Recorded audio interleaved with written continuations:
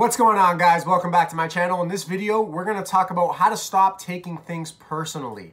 Now, this is a skill. It is a skill that is so important for each and every person to develop because taking things personally really takes a toll on us.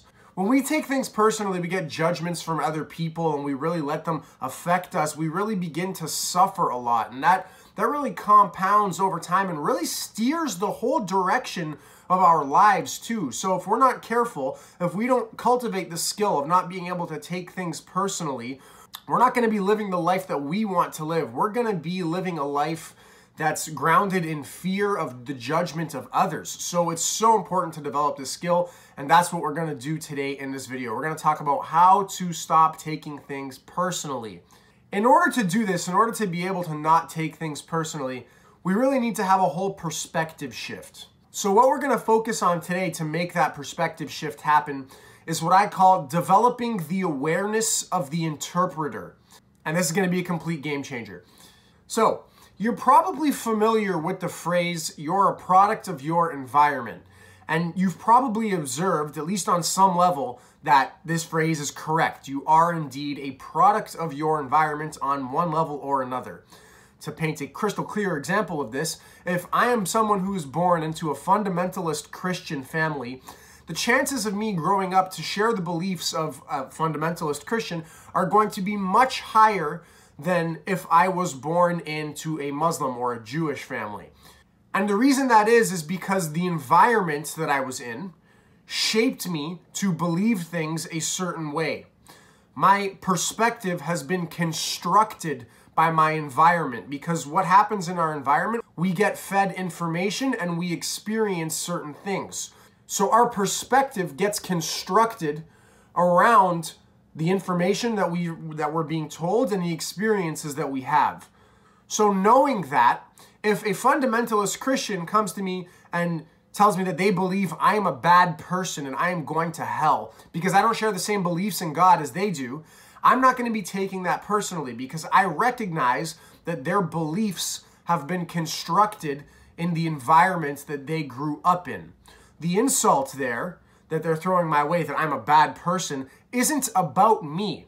It's about them, and it's about their beliefs and their lack of an ability to recognize that their beliefs are simply a constructed perspective. See, people don't recognize that. The person who's judging me and insulting me doesn't recognize that what they're believing in that instance is simply a constructed perspective. No, they think that it's the truth. They think it's simply what is. So for me to take this personally and to now have a personal vendetta against this person and now become personally upset at this person for insulting me in this way and thinking, oh, what a stupid idiot. I can't believe that they said that about me, and I can't believe that they believe that. Now I'm just taking it personally. I'm harboring all of their judgment. I'm letting it affect me, and I'm suffering because of it. So what we want to do is cultivate the ability to not take things personally by becoming aware of the fact that people that project their judgment are simply not recognizing that their beliefs are a constructed perspective that has been constructed by their environment and by their experiences in life. And it's not their fault. They've been brought up in an environment where they've been told that from a very young age, their most where their beliefs are the most malleable, so to speak, where our beliefs are shapen when we're children. They've been told that if they don't have these set of beliefs, that they're going to hell. in that particular example anyway. So of course they're going to believe that, and then they're going to go project their judgment, which is really just fear on their part. They're scared that if they don't believe in that they're going to hell. So they're going to project their fear and their judgment onto me. But I'm not going to take it personally because I have developed the awareness of the interpreter. I recognize that their mind, just like mine, just like everyone else's, works on a categorization and pattern recognition basis.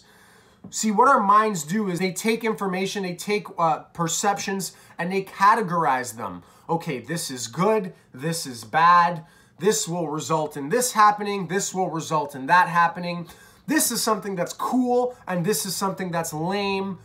And really, all of these categorizations and these pattern recognitions that we're making A lot of the more nuanced and complex ones, such as, this is good, this is bad, this is cool, and this is lame, aren't true in absolutes. Now, a lot of them could be relatively true. They're true to that person, that I find this cool and I find that lame.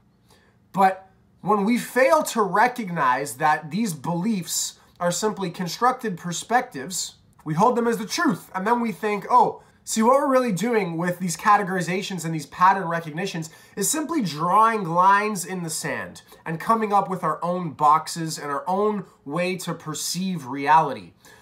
But it's very important to recognize that the lines in the sand that we draw, what you think is cool, isn't fundamentally and absolutely cool. That is to say that it doesn't mean it's cool for everybody. Somebody else might think that something else is cool. You might have conflicting beliefs on what you think is cool and what you think is lame. But when we fail to recognize that the lines that we're drawing in the sand are simply made up lines that we're drawing in the sand, like literally picture a stick and a fresh patch of sand and you're drawing a line. You're creating it. You're creating the category of cool and lame. And we tend to create these based off of the information that we receive and what we're told from others, especially from a really young age.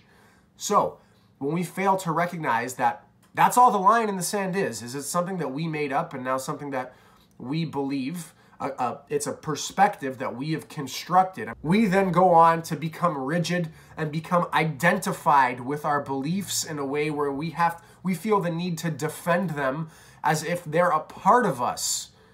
And then we get all worked up and we get all angry and we begin to suffer when somebody else doesn't agree with our beliefs or when somebody else projects their beliefs onto us and we begin to believe their beliefs as absolute truth. For example, if I don't give a shit about baseball hats, but I'm a 13-year-old kid and the talk of the town is baseball hats and everybody has one, and somebody makes fun of me because I don't wear a cool hat, I'm gonna begin to think, oh shit, like I must be lame, like I don't wear cool hats. Whereas if we develop the awareness of the interpreter and recognize that this is simply people's minds interpreting things and drawing lines in the sand and then projecting their own made-up drawn lines in the sand onto us, then we're not going to take it personally. We're not going to care that we don't have a hat. Somebody's going to make fun of us for not having a cool hat, and we're going to go, yeah, whatever. When you begin to realize that other people's judgments are simply their own judgments, they're their own constructed perspectives, they're going to carry a lot less weight. You're actually going to begin to feel bad for them because they're the ones that have to carry their judgments. If they're judging others, they have to carry that judgment internally. And really what that judgment is about judging themselves. They're confined to their own judgments. They're making fun of you because you're not cool because you don't have a baseball hat. But really all that means is they feel dependent on their baseball hat for their own validation in the world. So when we develop the awareness of the interpreter in this way, we begin to have some empathy for these people that really project their judgment onto others in this way because they have to carry that burden. If we develop this awareness, we don't have to carry their burden. We don't have to let their judgments affect us on a personal level.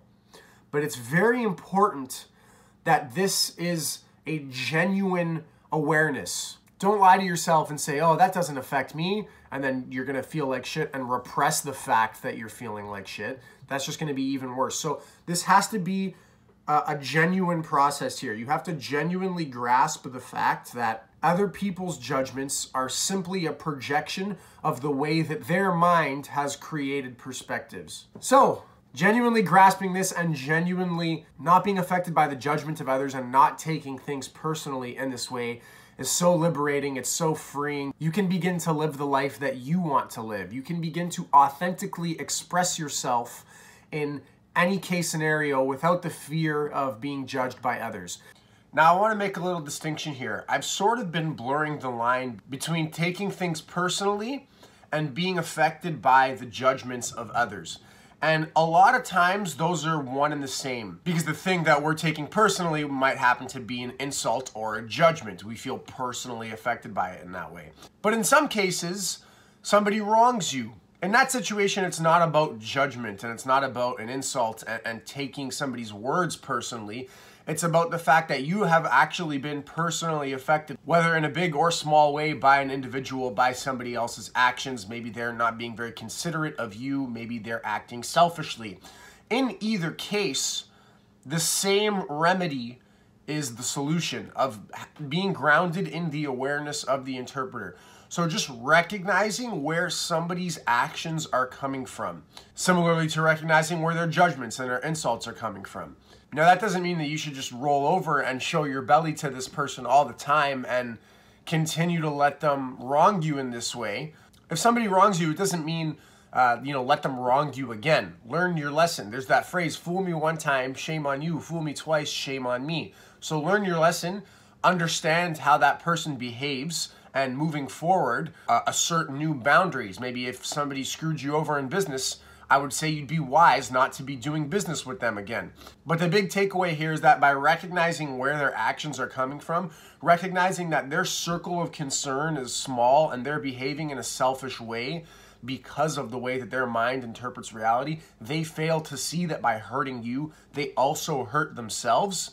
Once again, you can actually begin to feel some genuine empathy for this person instead of carrying around the burden of a lot of negative feelings towards them moving forward. So in that sense, if somebody wrongs you, you still don't have to be taking that personally, and you can still be genuinely unaffected, at least in the sense of the fact that you don't have to carry around the burden of any hatred or negativity towards them, while still being intelligent and wise in the way that you are going to act with them moving forward. So that's just a quick distinction that I wanted to make regarding being affected by the judgments and the insults of others, and then what happens if we're actually affected and like more tangibly affected by the actions of others. So before I sign off here, I just want to point something out that maybe some of you have thought about already throughout the course of this video, but maybe not. And that is, are you conscious of the fact that your beliefs are simply your own constructed perspectives? Or do you genuinely believe them to be the truth? Are you very personally identified with them? Do you project your beliefs onto others in this way? Do you judge other people in this way? Is it you who has the small circle of concern and acts selfishly and doesn't consider others upon acting? When you're perceiving that somebody wronged you, is that just your selfish and limited, constructed perspective of the situation?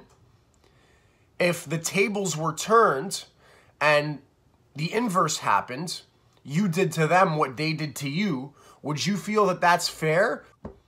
Because remember, we're still just seeing things from our lens. We're seeing things from the lines that we draw in the sand. In any case, it's not only in your best interest to become aware of the way that you're doing this for other people's sake, but you're also going to free yourself. Like I said before, if you're judging someone, you're the one that has to carry that burden. The other person might carry that burden, or they might have the awareness of the interpreter, and they might not be affected by your judgments. But if you're projecting your judgment onto other people, it's affecting you as well in a very harmful way, and you're going to suffer because of your own judgments. So the more that we're aware of the fact that everybody's beliefs are simply shaped from their experiences in their life, from their traumas, from what they've been told growing up and throughout the course of their life, and perhaps they haven't developed a great sense of awareness over this phenomenon, we're going to take things a lot less personally, and we are going to not be attacking people on a personal level through judgments nearly as much either. In either case scenario, the quality of your life gets a lot better as a result of developing the awareness of the interpreter so that you can stop taking things so personally. That's it for today's video, guys. I hope you enjoyed it. Oh, one last thing I'm forgetting. Two really great resources I want to share with you guys to dive into this topic a little bit more if you're interested is these books, No Self, No Problem, How Neuropsychology is Catching Up to Buddhism, as well as The Book of Not Knowing by Peter Ralston, exploring the true nature of self, mind, and consciousness. So, No Self, No Problem, The Book of Not Knowing, both great resources to dive into this topic a little bit more. That's it for today's video, guys. I hope you enjoyed it. If you did, be sure to give it a like, subscribe to my channel for more content like this, and let me know what you thought in the comments down below. Cheers to not taking things personally. Take care, guys. Thanks for watching.